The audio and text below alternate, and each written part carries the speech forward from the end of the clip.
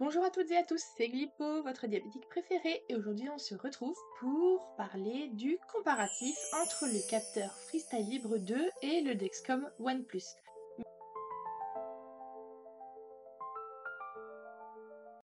Mais avant tout, n'oubliez pas de vous abonner et d'activer la petite cloche de notification pour ne rien louper. Vous pouvez également me suivre sur TikTok et Instagram pour avoir des contenus un peu plus courts et l'actualité des nouvelles vidéos qui arriveront.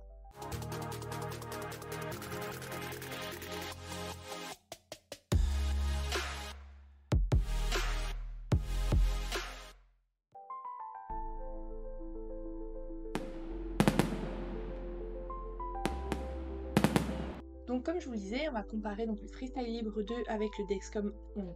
Donc oui, j'ai ouvert la boîte, mais pour d'autres vidéos, pour le besoin d'autres vidéos. Comme vous avez pu le constater, les deux boîtes ont quand même une taille différente et cela s'explique tout simplement parce qu'en fait, dans le Freestyle Libre 2, vous avez l'applicateur et le capteur qu'il faut ensuite monter ensemble, et je le rappelle en suivant les petites marques que le laboratoire a mis donc sur le dispositif. Je vous mets d'ailleurs dans le petit la vidéo concernant justement le tuto d'application et de pause du Freestyle Libre 2. Quant au Dexcom, vous avez en fait un tout en un, comme on a pu le voir dans les autres vidéos. En fait, l'applicateur et le capteur sont déjà prémontés.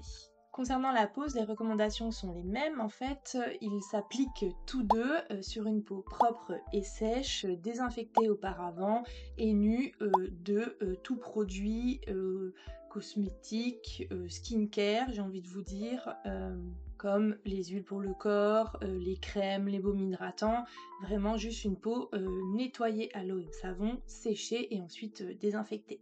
On notera quand même que le laboratoire du coup Dexcom a testé lui plusieurs emplacements, donc l'arrière du bras traditionnel comme freestyle, et par contre on ajoute l'abdomen et le haut des fesses pour les enfants. Quand on regarde, les applicateurs sont du même gabarit. Je vous mets ici une petite photo d'illustration. Les aiguilles font 5 mm et dans les deux cas, les applicateurs ont l'aiguille qui se rétracte et qui ensuite est protégée. Donc vous avez en fait cette partie plastique qui ne bouge plus, elle est bloquée, donc vous n'avez pas accès à l'aiguille, vous ne pouvez pas vous piquer. Concernant la pose, je n'ai senti aucune douleur avec le Dexcom, ce qui peut m'arriver parfois avec le freestyle. Maintenant, à voir à l'utilisation. Est-ce que c'était aussi une fois? Est-ce que c'était l'emplacement, le coup de main? Parce que freestyle, il y a des moments où je n'ai pas de douleur, des fois ça picote un peu, des fois ça me fait vraiment mal, c'est très variable. Là, je n'ai testé qu'un seul capteur sur 10 jours, donc c'est compliqué quand même de se faire un avis là-dessus en tout cas. Et visuellement, donc une fois le capteur appliqué, vous aurez toujours les illustrations au fur et à mesure. Le Dexcom ONE+ me semble plus épais que le Freestyle Libre 2 et le Dexcom est de couleur un peu beige voire grège, ce qui est peut-être un peu plus discret que le blanc laqué brillant qu'on peut retrouver sur le freestyle. Après, j'ai l'impression que le freestyle a un diamètre un petit peu plus large, mais est un peu plus fin en termes d'épaisseur. Dans les vêtements, notamment quand on porte des manches longues, là j'ai testé sur la période de début décembre, donc j'ai pu voir aussi avec les pulls, les vêtements qui sont assez moulants.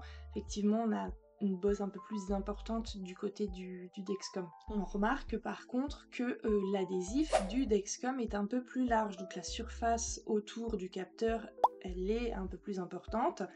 On pourrait penser que ça peut lui laisser une meilleure adhérence.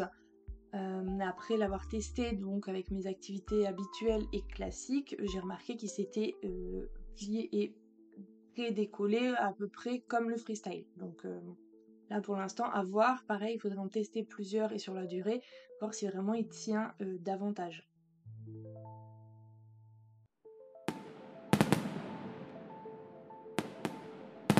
J'ai donc porté le Dexcom en parallèle du Freestyle Libre 2 sur une période donc de 10 jours et on va surtout voir l'utilisation avec l'application qui est donc la ONE+, puisque l'application Freestyle Libre 2 qui fonctionne avec le capteur a déjà été présentée dans d'autres vidéos, je vous mettrai d'ailleurs le lien dans le petit i. Donc pour créer un compte, on l'a vu dans la vidéo précédente, sur Dexcom vous avez pas mal de pop-up, c'est hyper intuitif. Vous avez beaucoup d'explications, beaucoup de petites vidéos informatives qui vous permettent de prendre en main en fait ce nouveau dispositif. Ce qui n'est pas forcément le cas chez Freestyle, puisque si vous voulez consulter ces vidéos ou toutes ces informations pour le départ avec un capteur Freestyle Libre 2, vous devez en fait aller les chercher sur le site internet, donc dans votre espace My Freestyle, dont on a déjà parlé, donc je vous mets le lien de la vidéo dans le petit i. Ensuite, vous allez dans l'onglet Bienvenue et ensuite Je débute avec Freestyle et à ce moment-là, vous avez pas mal de petites vidéos explicatives également. Contre, pour Dexcom, cela fait pas mal de pop-up si vous êtes plutôt déjà habitué.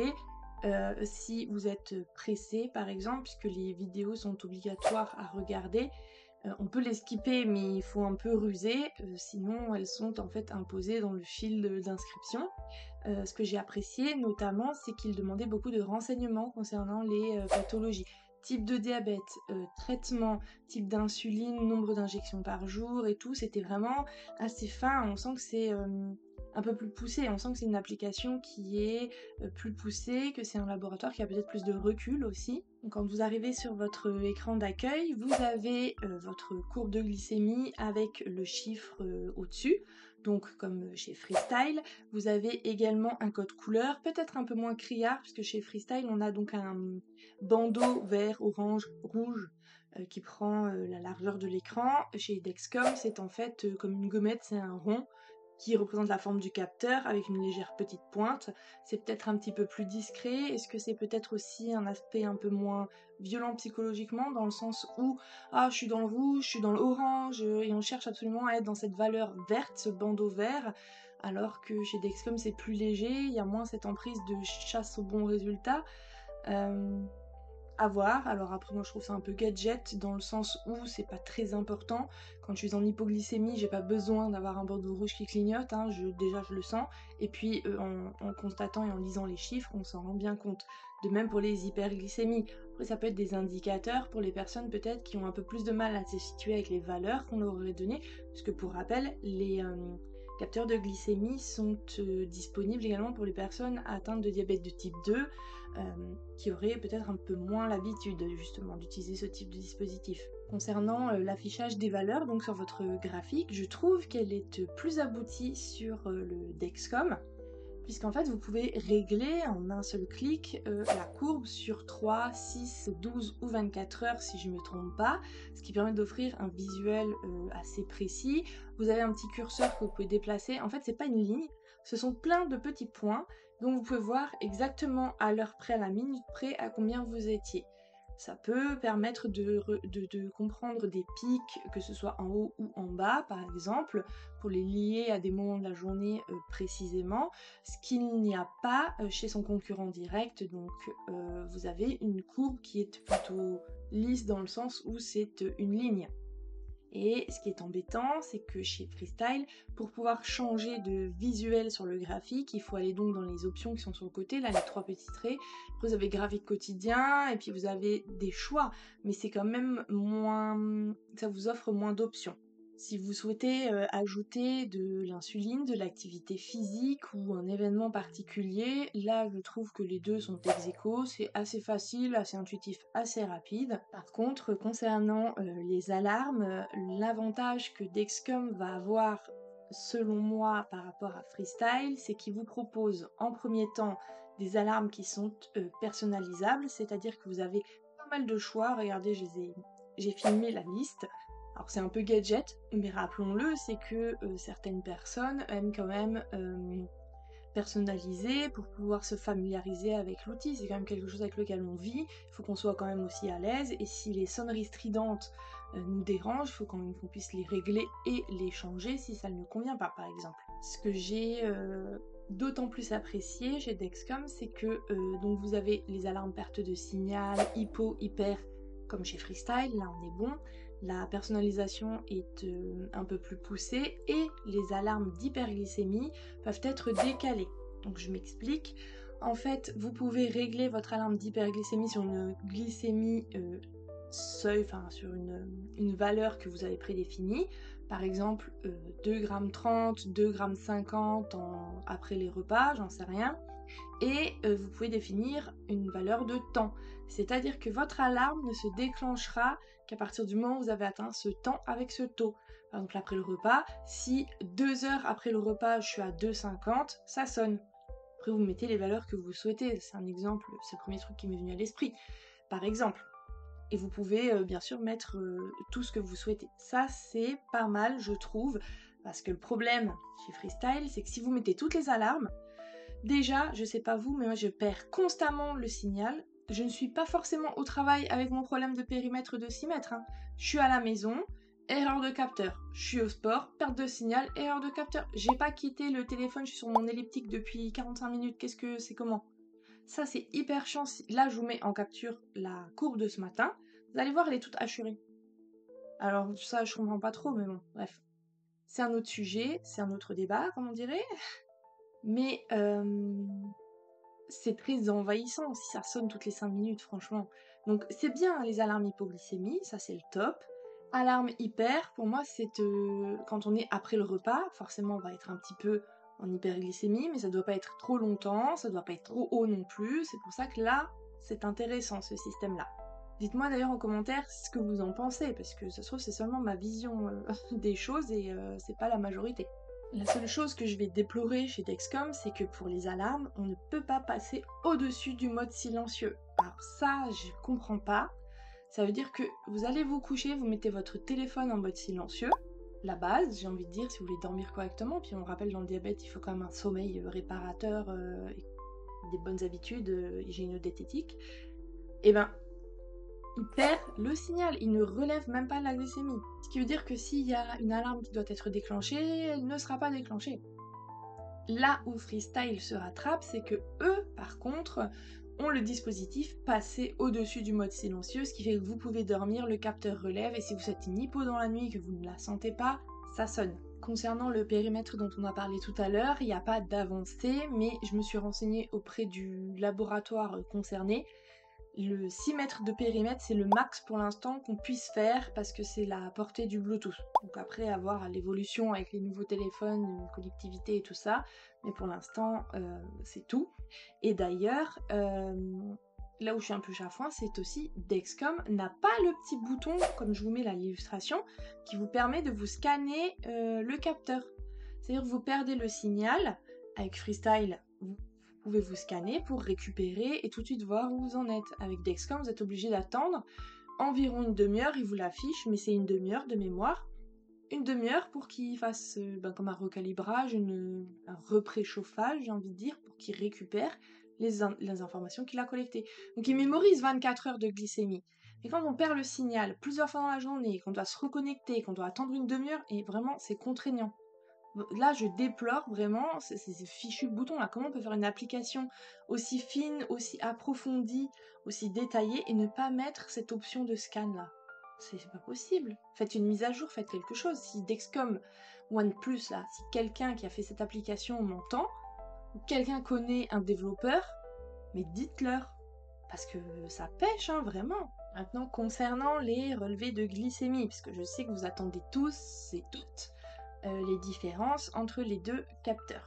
À ma grande surprise, au départ, j'avais des écarts mais improbables entre le Dexcom OnePlus et donc le Freestyle Libre 2. Regardez, j'ai fait plein de captures avec les heures, donc pour qu'on puisse comparer, parce que justement, j'avais testé le capteur pour moi, mais également pour vous faire mon retour, donc je me suis dit on va illustrer.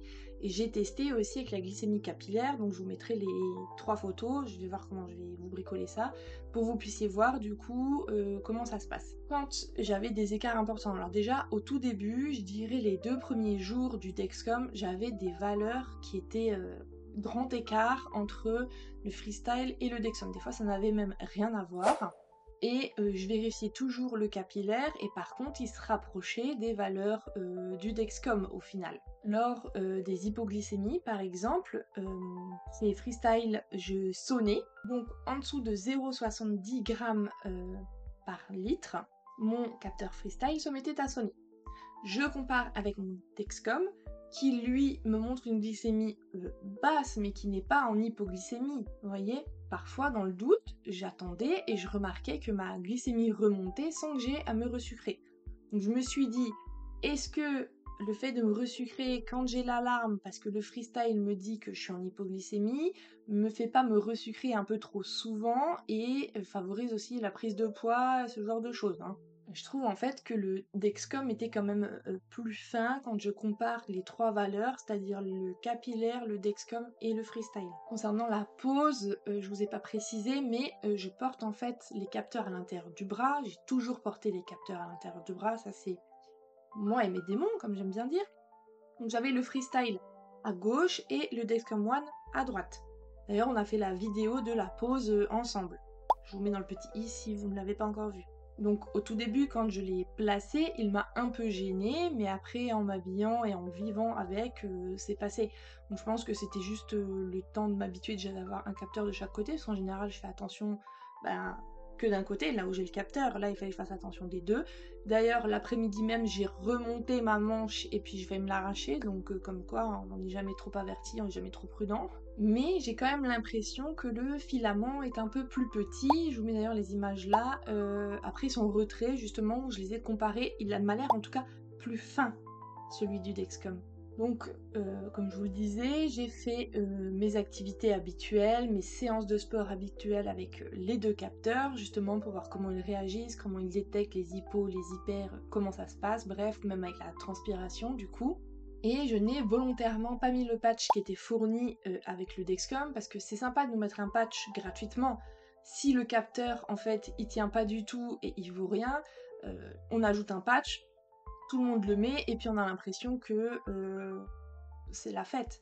Vous voyez ce que je veux dire ou quoi? C'est pas très pertinent si le capteur ne tient pas tout seul sans le patch. Le patch ça doit être un plus, une aide pour plein été, transpiration, chaleur, piscine, vous voyez ce que je veux dire?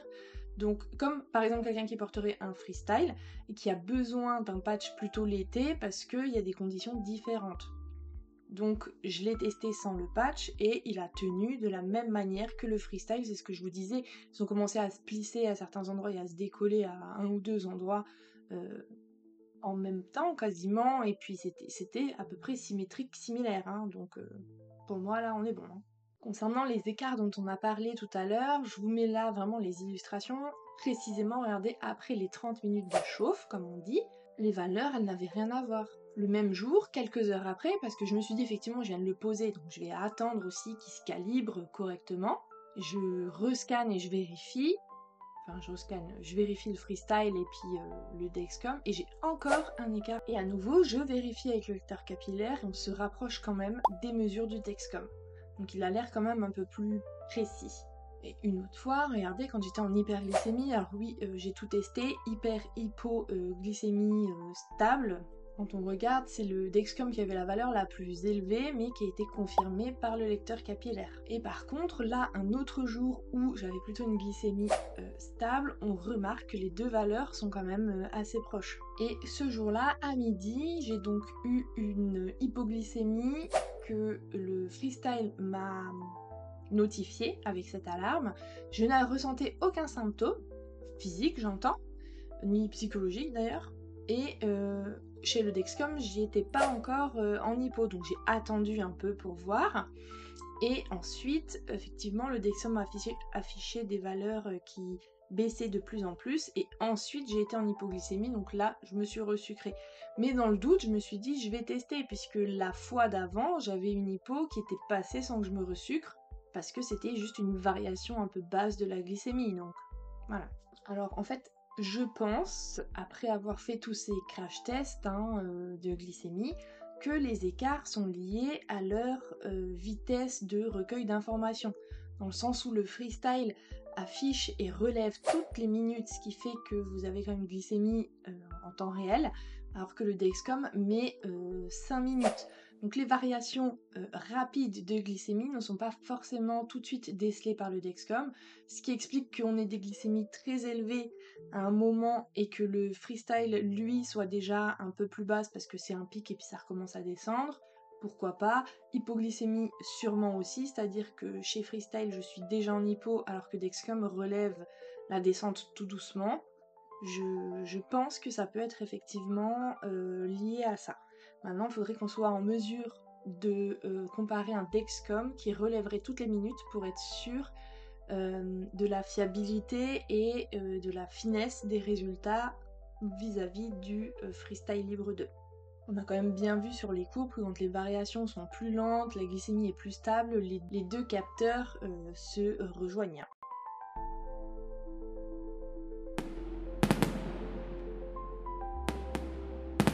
Vient la fin des 10 jours, je reçois donc une notification 24 heures avant le retrait de mon capteur sur mon application OnePlus.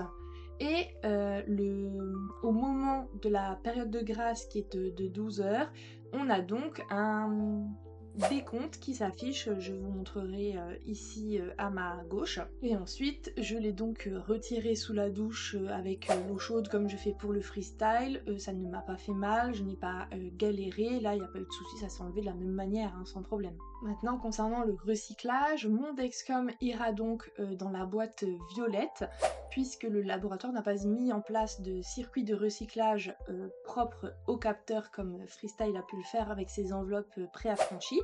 Pour rappel, elles sont disponibles en pharmacie gratuitement ou sur leur site internet. Je vous mets dans le lien, la vidéo concernée, comme ça vous pouvez voir comment vous les commander s'il y en a besoin. Donc le Dexcom se met dans les petites boîtes en carton violette qui sont en fait des conteneurs d'Asri de collecte de tout ce qui est électronique. Ce sont en fait des e-Dasri qui sont disponibles également gratuitement en pharmacie.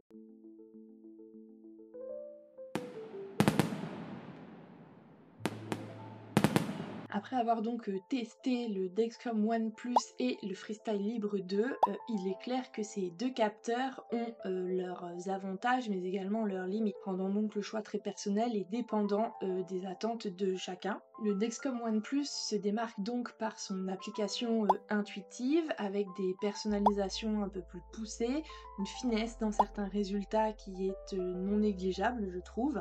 Les fonctionnalités bien pensées comme la personnalisation des alarmes, notamment du décalage de l'alarme d'hyperglycémie sont bien pensées. On apprécie bien sûr son applicateur tout intégré, tout en un, qui permet une application peut-être plus rapide et plus facile pour certains, ce qui simplifie en tout cas le processus de pause. De plus, sa haute résistance à l'eau, parce que pour rappel, il résiste jusqu'à 24 heures à 2,40 m d'immersion. Moi, c'est vraiment ça qui m'a attiré le plus. Cependant, certaines limites, comme l'absence de scan lorsqu'on perd le signal par exemple, ou le manque d'alarme disponible lorsqu'on a le mode silencieux, peuvent représenter quand même des inconvénients pour certaines personnes. Le Freestyle Libre 2, quant à lui, conserve quand même des atouts, car lui, justement, il a cette fonctionnalité de scan manuel qui est disponible. Pour rappel, on peut également l'utiliser, alors quand vous avez le lecteur de glycémie, non pas le smartphone, en tant que lecteur d'acétone.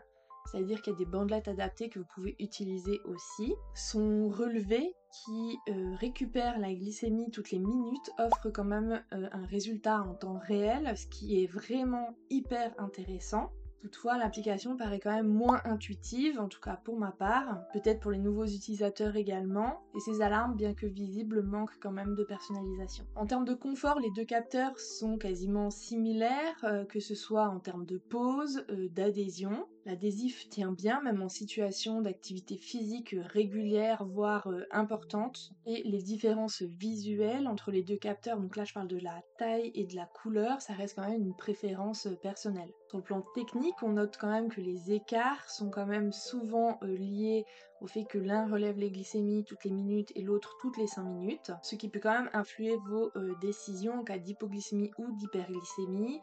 Maintenant, à voir si on peut améliorer la précision du Freestyle Libre 2, par exemple, ou augmenter la vitesse de rapport du Dexcom OnePlus. À voir. Mon avis final, ces deux capteurs répondent à des besoins différents. Si vous privilégiez une application moderne, intuitive et personnalisable, alors le Dexcom OnePlus pourrait mieux vous convenir. A l'inverse, si vous cherchez un capteur bien ancré dans la routine, avec des options pratiques, le Freestyle Libre 2 reste une valeur sûre. Mais personnellement, mon cœur penche quand même pour le Dexcom OnePlus. Et vous, lequel de ces capteurs préférez-vous? Dites-moi en commentaire si vous avez déjà pu tester l'un ou l'autre ou même les deux, donnez-moi votre avis par rapport à mon retour de comparaison aussi, si ça vous donne envie d'en tester un autre, pourquoi pas. J'attends vos retours en commentaire et n'hésitez pas à partager vos expériences. Mais attendons 2025, puisque le laboratoire Abbott qui commercialise le Freestyle Libre 2 prévu de sortir le Freestyle Libre 2 Plus. Oui, oui, oui, c'est une exclue. J'ai vu le représentant du laboratoire juste avant Noël. Je vous balance ça comme ça. C'est pour tous les abonnés et toutes les personnes qui auront regardé la vidéo jusqu'au bout. Un Freestyle Libre 2 Plus va arriver normalement sur le marché début d'année. Je l'ai déjà commandé pour pouvoir le tester. Je l'ai d'ailleurs reçu, donc je vous ferai un unboxing sans doute sur TikTok et Instagram. Mais là, je laisse passer les fêtes de fin d'année et ensuite je me mets à la tâche. Et d'ailleurs, j'ai une autre exclue concernant le Freestyle Libre 3, mais qui n'est pas forcément celle qu'on pense, qui peut peut-être en décevoir certains. Et je pense que je vous ferai un flash info sur les nouveautés freestyle qui arrivent pour 2025, où vous retrouverez du coup le Freestyle Libre 2 Plus et le Freestyle Libre 3. Alors, n'hésitez pas à vous abonner et à activer la petite cloche de notification pour ne rien louper si vous voulez suivre ces nouveautés. Merci à tous en tout cas d'avoir regardé cette vidéo. Je vous souhaite de très bonnes fêtes de fin d'année, mes meilleurs vœux pour l'année 2025, puisqu'on ne va plus se revoir avant l'année prochaine. Merci en tout cas d'avoir regardé la vidéo. J'espère que vous avez trouvé des informations utiles et inspirantes. N'oubliez pas de liker, de partager et de vous abonner pour ne rien manquer. Continuez à prendre soin de vous, à vous informer et surtout à soutenir ceux qui vivent avec un diabète. À la prochaine! Et oui, normalement le son est meilleur puisque Père Noël m'a offert un micro. J'espère que ce sera plus confortable pour vous.